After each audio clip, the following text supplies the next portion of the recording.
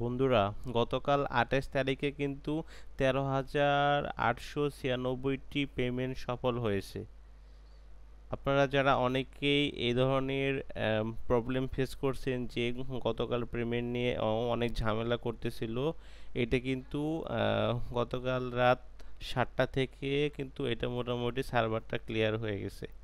So আমার একটা request থাকবে আপনাদেরকে, যারা হচ্ছে এইচএসসিতে অ্যাপ্লাই করবেন তারা একটু সন্ধ্যার পরে হচ্ছে গিয়ে অ্যাপ্লাই করবেন। সেক্ষেত্রে কি হবে, আপনি সার্ভারটা একটু ফ্রি পাবেন। কারণ সারাদিন প্রায় 14-15 লক্ষ কিন্তু স্টুডেন্ট প্রায় একসাথে চেষ্টা করে এখান থেকে আপনার হচ্ছে লগ ইন করার জন্য, সাইন আপ করার জন্য। সো সেই জন্য কিন্তু এই সার্ভারটা কিন্তু এত লোড নিতে পারে না, সেজন্য কিন্তু এই সার্ভারটা কিন্তু অনেক বিজি থাকে। সো বন্ধুরা, আমি কালকে এটা করেছি, এটা আমি আবেদনটা করেছি এবং খুব সুন্দরভাবে আমি করতে পেরেছি। সো আমি দেখাচ্ছি আমি কিভাবে খুব সহজেই এই যে আবেদনটা আমি করলাম। আমি আবেদন করার জন্য সরাসরি এখানে যে ওয়েবসাইটটা আছে, XI class admission dot gov dot bd, এই ওয়েবসাইটে আমি সরাসরি চলে যাই। এখানে চলে গিয়ে আমি এখান থেকে হচ্ছে সাইন আপে ক্লিক করি। সাইন আপে ক্লিক করার পরে আমাকে এরকম একটা পেজে নিয়ে যায়। এখানে আছে হচ্ছে অ্যাকাউন্ট তৈরি করুন। দেখেন এখানে দিতে হবে হচ্ছে রোল নাম্বার, তারপরে হচ্ছে বোর্ড, অর্থাৎ আপনি যে বোর্ড থেকে এসএসসি পাস করেছেন। তারপরে আপনাকে দিতে হবে বছর, আপনি কোন সালে এসএসসিটা পাস করেছেন। তারপরে হচ্ছে দিতে হবে আপনার এসএসসি রেজিস্ট্রেশন নাম্বার। আর এখানে তার নিচে দিতে হবে হচ্ছে একটা মোবাইল নাম্বার, এবং এই মোবাইল নাম্বারটা কিন্তু একদম একটা সচল একটা মোবাইল নাম্বার দিবেন, যেটাতে আপনার সবসময় এসএমএস যায়, এরকম একটা সচল নাম্বার এখানে দিতে হবে। তারপর হচ্ছে কনফার্ম মোবাইল নাম্বারে সেম যে নাম্বারটা আছে উপরে যে নাম্বারটা দিয়েছেন ওই একই নাম্বার এখানে আপনাকে দিতে হবে। এখানে দিয়ে আপনাকে সাইন আপে ক্লিক করতে হবে। দেখেন এই সাইন আপে ক্লিক করার পরে এখান থেকে কিন্তু ওরা হচ্ছে একটা ইডিইউ আইডি আমাকে দিয়ে দিছে, একটা পাসওয়ার্ড সহ, এবং এটা বলে দিছে এটি হচ্ছে খুব যত্ন সহকারে সংরক্ষণ করুন, এটি ব্যবহার করে লগ ইন করে আবেদনে অগ্রসর হন।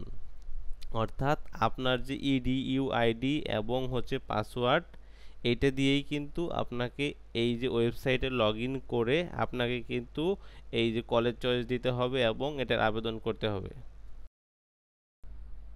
আপনার এখানে হচ্ছে ইডিউ আইডি দিবেন এবং হচ্ছে তার পাসওয়ার্ডের জায়গায় পাসওয়ার্ডটা দিয়ে হচ্ছে আপনি এখানে লগ ইন করে নেবেন।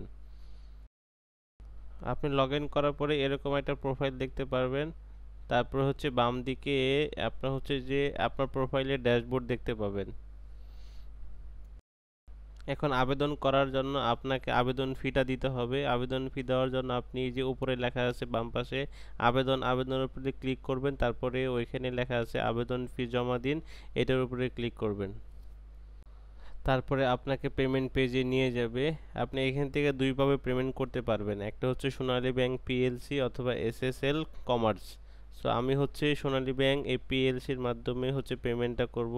সো আমি এখানে এটাতে ক্লিক করলাম।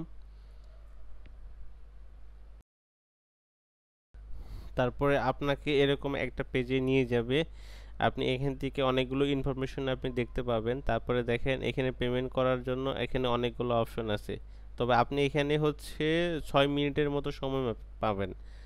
আমি এখান থেকে এই যে মোবাইল ব্যাংকিং যে আছে এটাকে চুজ করলাম। আমি এখন দিব হচ্ছে বিকাশে। আপনি এখান থেকে যে কোনো একটাতে দিতে পারেন, নগদ, বিকাশ, রকেট, উপায় আর অন্যান্য যেগুলো আছে এগুলা। সো আমি হচ্ছে দিব বিকাশে, এই বিকাশটাকে এখান থেকে সিলেক্ট করলাম। তারপরে হচ্ছে এখান থেকে ওরা আরেকটা পেজে নিয়ে যাবে। সো আমি এখানে একটা ইনফরমেশন দেখাচ্ছে যে এখানে 150 টাকা লাগবে, আর সাথে হচ্ছে 1 টাকা 80 পয়সা একটা চার্জ, সব মিলে হচ্ছে 1 টাকা 51 পয়সা, 151 টাকা 80 পয়সা। সো আমি এটাকে দিলাম কনফার্ম। তারপরে হচ্ছে এখান থেকে আপনাকে এই যে দেখেন পে উইথ বিকাশ, এটাতে আপনাকে ক্লিক করতে হবে। তারপর আমি এটাতে ক্লিক করলাম।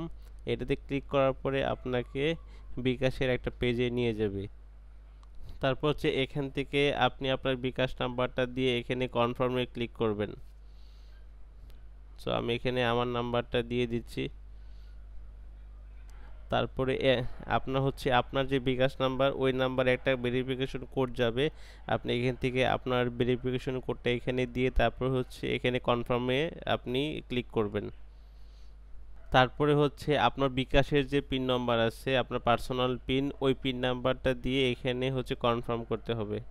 কনফার্ম করার পরে এটা আপনার হয়তো কিছুক্ষণ সময় নেবে এবং আপনার যে মোবাইল নাম্বার আছে ওই মোবাইল নাম্বারে একটা এসএমএস চলে যাবে যে আপনার পেমেন্টটা সাকসেসফুল হয়েছে।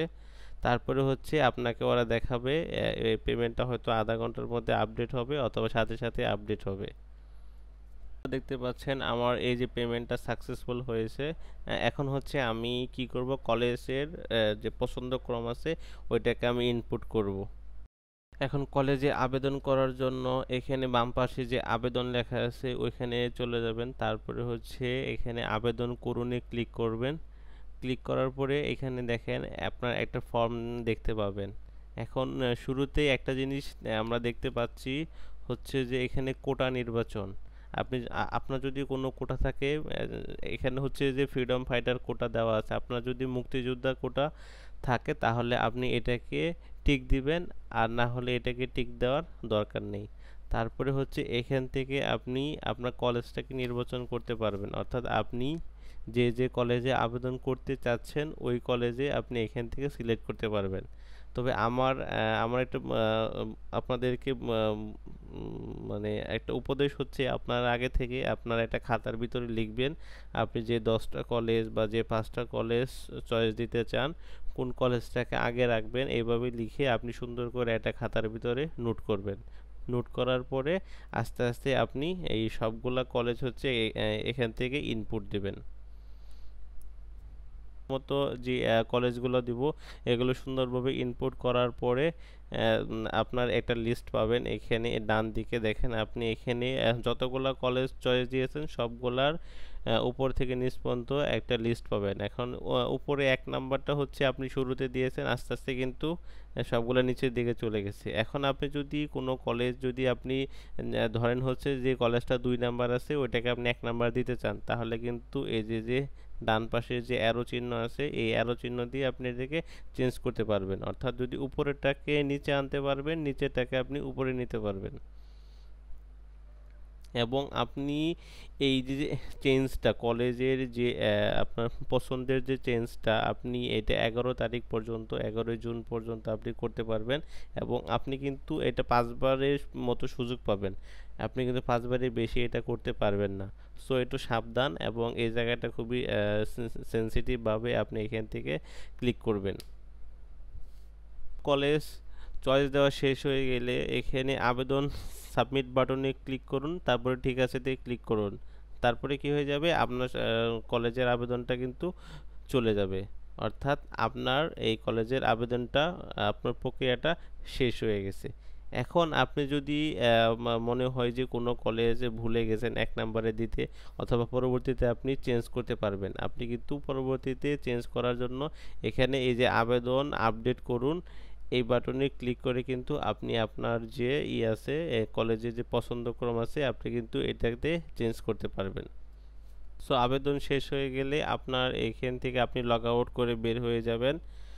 সো বন্ধুরা, আজকের ভিডিওটা ছিল এই পর্যন্তই। আশা করি এই ভিডিওর মাধ্যমে আপনি কিভাবে আবেদন করবেন এবং এটার সমস্ত প্রক্রিয়াটা আপনাকে দেখানো হয়েছে এবং আপনি সহজেই আপনি নিজেই কিন্তু এই যে আপনার আবেদনটা আপনি করতে পারবেন।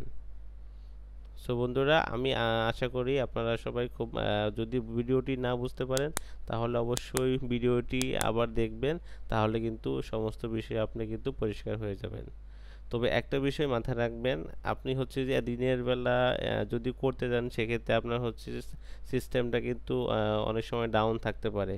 তো সেক্ষেত্রে আমার উপদেশ হচ্ছে আপনি সন্ধ্যার পরে করবেন, সেক্ষেত্রে খুব সহজে অল্প সময়ের ভিতরে কিন্তু আপনি এই আবেদনটা সম্পন্ন করতে পারবেন। সো এতক্ষণ পর্যন্ত এই ভিডিওর সাথে যারা ছিলেন তাদেরকে অসংখ্য ধন্যবাদ। আমার এই চ্যানেলটাকে অবশ্যই আপনারা সাবস্ক্রাইব করে রাখবেন, আর যারা সাবস্ক্রাইব করেছেন তাদেরকে অসংখ্য ধন্যবাদ। আর এই ধরনের আপডেট ভিডিও পেতে অবশ্যই আমার সাথে থাকবেন এবং আপনারা কমেন্ট করে জানিয়ে দিবেন আপনাদের কোন কোন জায়গায় প্রবলেম হচ্ছে। তার পরবর্তীতে আমরা এই ধরনের আপডেট ভিডিও আনবো। সো আজকের মতো এখানেই। আল্লাহ হাফেজ।